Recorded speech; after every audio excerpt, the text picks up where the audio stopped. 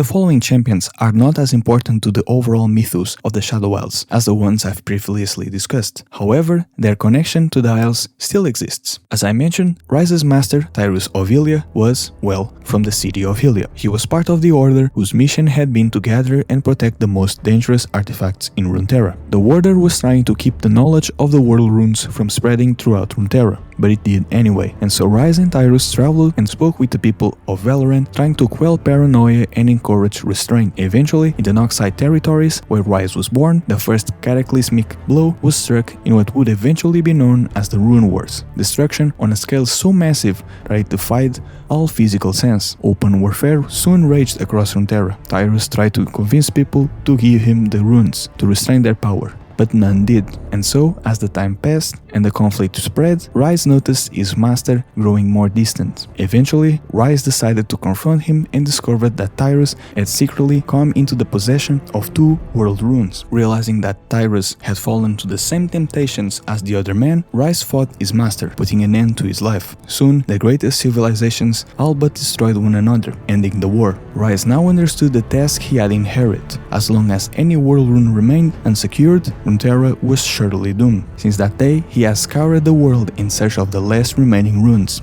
Even if it means putting innocent lives at risk, Ryze takes all the runes he finds and hides them the best he can. In a letter that Citria's father sent to her that comes with the physical version of Tellstones, it's possible to find a secret message left by Ryze that ends with the following lines. Who first played this game? How did it spread so far? If it existed for centuries, then why can't I remember it? No, wrong question. Is this a puzzle then? If so, I need all the pieces. Bilgewater. I'll head for Bilgewater. Also next to this note is a map of the eastern islands of Bilgewater, the ones closer to the Shadow Isles. You can find more info about this mystery on the post on Reddit and on Necrit's video. This is possibly a hint towards Ryze appearing in Rune King. Either that, or a Bilgewater version of Tellstones to be released alongside all the other Bilgewater and Shadow Isles content. In Call of Power, we see him working with Misfortune. The only context we have is the following lines from the map. While seeking passage east from Bilgewater, Ryze finds himself caught in a crossfire between Misfortune and a rival captain's crew. This relationship between Misfortune and Ryze may again be seen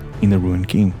Vladimir was the prince of a kingdom, threatened by the infamous Darkin. His father had traded him to the god warriors as a hostage, and among the Darkin he learned their blood magic. His devotion earned him a place of favor in his patron's war host. Eventually, Vladimir killed his master and absorbed his power. During Mordekaiser's dark reign, Vladimir was a barbarian god, demanding young lives and savage worship from local tribes, until he met LeBlanc, and both made a pact rife with disputes and games of politics and war, the Black Rose. Over the centuries, others joined them, powerful nobles, exalted masters of magic, and beings darker still. This cabal grew into the hidden power that would guide the throne of Noxus for more than 1,000 years, orchestrating many of the Empire's most ambitious campaigns. Now Vladimir comes out of the shadows whenever he feels that he should, and has done so for centuries. After the death of the previous Noxian general and the rise of Swain, Vladimir decided to come back again. In the story Art is Life, it's revealed that Vladimir has Nightbloom flowers in his garden, and he mentions where they came from, the Blessed Isles. On Daring Darling, an amazing story that can be found on the Realms of Runeterra book, we get the story about Vladimir and Kalista. The story is set on the Daring Darling, an inn on an island close to the Shadow Isles,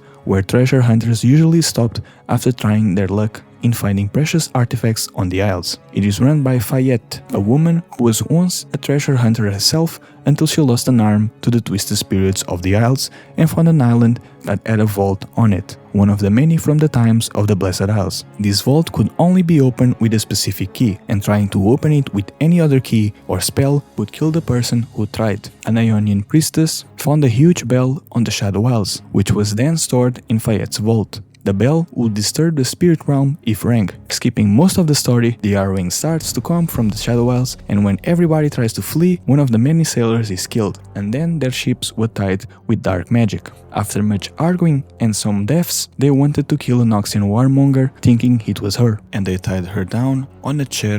Eventually, Vladimir revealed himself as the killer and the one who tied their ships with magic. He wanted Fayette to open her vault. He didn't manage to convince her to do so, so he used a magic amulet to control her and open it. He stole all the artifacts except the bell. At last, we are led to believe that Fayette is the only one left after either the spirits or Vladimir killed everyone else. But then, the still alive Noxian Warmong starts performing an invoking ritual and calls out for Kalista to slay the betrayer, Vladimir. Vladimir and Kalista start fighting, and Fayette runs to the bell and slams it. After doing so, the minor spirits stop moving. She took this opportunity to flee, realizing that Kalista was the only spirit who didn't stop and was still fighting Vladimir. Already sailing in her boat, she heard the bell again, freezing more spirits who were coming after her, and then she heard it again. Sometime later, Vladimir came standing on a sheet of flowing blood, all beaten up and with no artifacts left, explaining that the bell also works on Kalista, she just had to hit it hard enough. Neither having the strength to kill each other, they sailed back to Bilgewater. In this cool story, we learn that Vladimir is working on the behalf of the Black Rose to gather artifacts from the Shadow Isles. He has been studying the Isles for years, even has a notebook with information about artifacts, weapons and spirits, including some we know like the Horseman, Ekrim, the Torturer, Thresh, and the Harbinger, Karthus. We know that the Black Rose is preparing for the return of Mordekaiser and finding ways to defeat him, and it seems obvious that this knowledge and artifacts that they seek from the Isles are not just for them to become more powerful, but to find a way to defeat Mordekaiser for good. As you'll see, Elise's stories will also mention this Black Rose interest in the Isles. The final thing to note about Vladimir is his relation to Viego. It was confirmed in Viego's quotes and by the writer Jared Rosen on Twitter that the two are distant relatives. The mention of uncle was just to simplify things, as they were born about 500 years apart. This makes things even more interesting considering Kalista is Viego's niece and that she tried to kill Vladimir and almost succeeded. It's also very possible that Vladimir's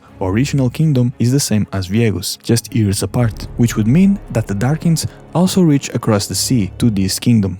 Elise was a member of one of the oldest bloodlines in Noxus, the House Kythera. When she came of age, she worked hard to beguile Berthold, heir to the House Zavan, and manipulated her detractors to secure a betrothal. Clearly being manipulated by Elise, his resentment grew, and in one evening over dinner, Berthold revealed he had poisoned her wine and demanded Elise to withdraw from society and give him his power back. Knowing he would have the antidote with him, Elise played the role of a remorseful wife, weeping and begging her husband's forgiveness. Just as it seems he might be convinced, she snatched up a knife and plunged it into his heart. Even with the antidote, Elise was bedridden for weeks, and it was then that the pale woman approached her. The enigmatic mistress of the Black Rose spoke of a secret society where hidden knowledge and sorcery were shared among those who could be trusted and kept from those who could not. In truth, the pale lady did not care who controlled each of the noble houses, as long as they were sworn to her. Since Elise had killed her husband, she would have to prove her value, or a more suitable replacement would be found. Seeing a path to a greater power, Elise took to the Cabal,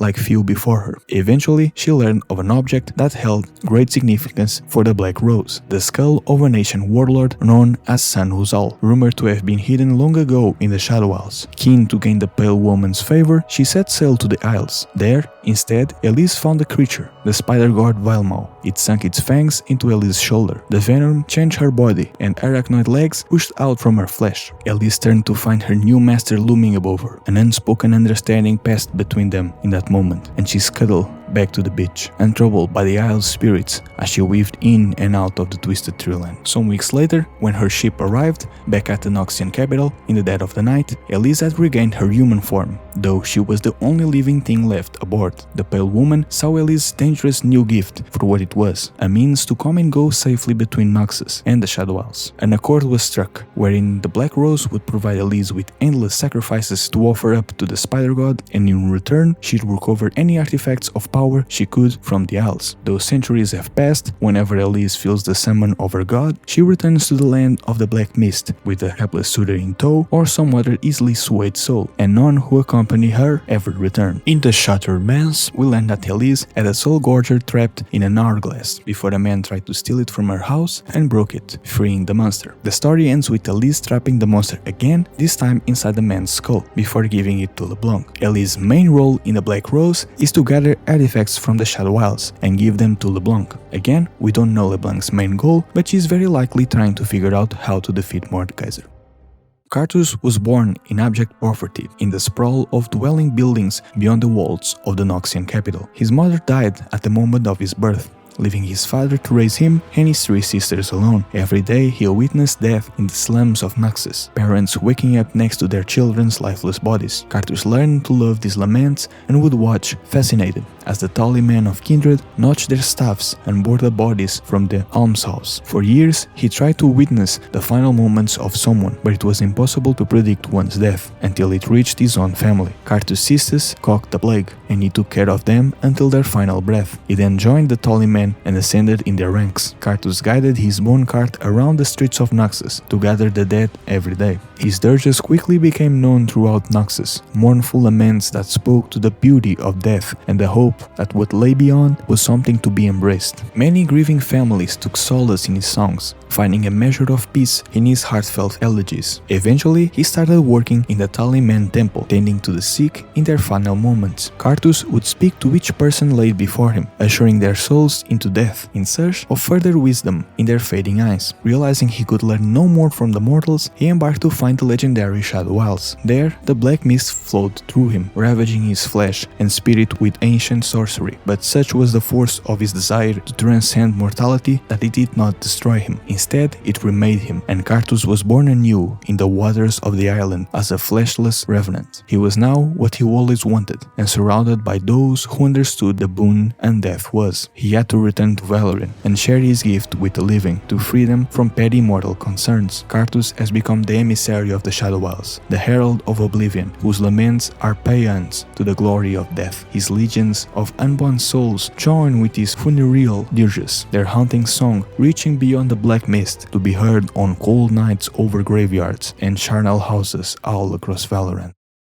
Nocturne was recently tied to the Shadow Isles with his release on Legends of Runeterra, something that, as I mentioned in my first video, could be a nod to his old lore, where he was connected to the Twisted Tree Line's nexus. Nocturne was created towards the end of the Rune Wars, when mages started fighting each other inside the Spirit Realm. Some of them started creating etheric assassins to do their bidding, and Shadow mages seemed particularly skilled at such things, and they started to dominate the Spirit Realm, casting it into twilight. The thoughts of mortals were touched by this darkness, infecting their dreams with nameless fears, driving some to commit horrendous acts against their own kin. It is unknown if all this suffering created Nocturne from nothing, or if it merely corrupted a lesser assassin construct into something more deadly. This demonic creature attacked the foolish, errant mages who had given it life, thrashing in desperation for an end of its own suffering, quickly acquiring a taste for mortal fear. Soon enough, there were none left who dared to enter Nocturne's domain. Would the Rune Wars have ended differently if it not for Nocturne? It is difficult to say for certain, since little knowledge remained of the shadow magic lore. Trapped in the spirit realm, Nocturne began to starve. The only thing close to the feast of fear it had once tasted was when mortal minds drifted to the spirit realm in their sleep,